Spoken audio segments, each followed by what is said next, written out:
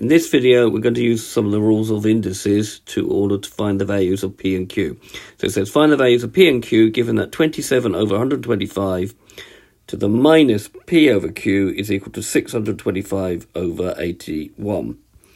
So if we write those out, okay, the first thing is that if we got A over B to the minus n, then that's equal to B over A to the n. So what we're going to do is flip the fraction here and make this positive, which will make it easier to deal with.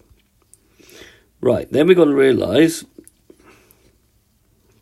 this, that A to the P over Q means take the cube root of A and then raise it to the power of P. So if you take the cube root of 125 and raise it to the power of P, it must be equal to 625. Now, it doesn't take long to realise that if you take the cube root of 125, you get 5. And then if you raise 5 to the power of 4, you get 625. Now, does it also work for this one over here, the cube root of 27 to the power of P? If we take the cube root of 27, yes, we get 3.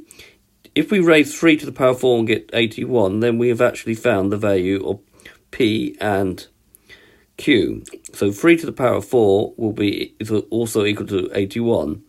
Therefore, that does mean that P is 4 and Q is equal to 3. So it knows a little bit of your reasoning. Knowing some of the cubes and squares of numbers is quite important when trying to solve a problem like this.